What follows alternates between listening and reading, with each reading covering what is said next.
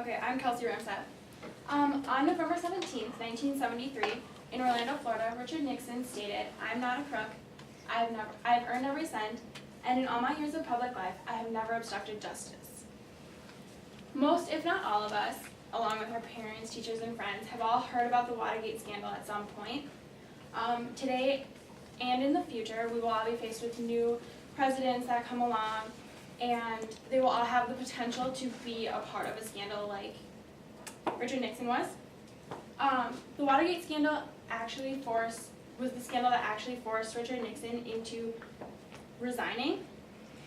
Today we'll take a look at what exactly the Watergate scandal was and how Richard Nixon responded to the scandal. Most of us have heard about the scandal at some point, but we may not all know the finer details about it. According to Watergate Info, that was published on July 18, 2009, Walter Cronkite, who was a CBS News anchor, stated that the word Watergate actually refers to a complex web of scandals that happened between the years of 1972 and 1974. But the word actually refers to a hotel that's located in Washington, D.C. called the Watergate Hotel.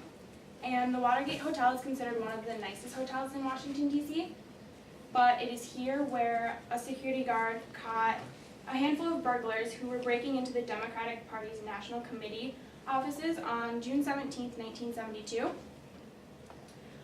It was later found out that Richard Nixon actually had some ties to these burglars, but he tried to keep it quiet so he would minimize the damage that would happen to his administration and to his image. Now that we know a little bit about what the Watergate scandal was, let's take a look at how he reacted to it. Richard Nixon actually denied the charges many times. Like I said in my introduction, Richard Nixon stated, "I'm not a crook, I have earned every cent, and in all my years of public life, I've never obstructed justice." After the word got out about the Watergate scandal, Richard Nixon was asked many questions from reporters. Some of the questions he was asked were like, if he had been paying his taxes in the past, and whether or not he had ever profited from public service. He stated that he had made mistakes, but he never actually profited from public services. When he answered his questions, he was often tense and misspoke, but he always made the promise that if anyone wanted any more evidence, they could look at any of the documents that he had, and he'd be willing to show them.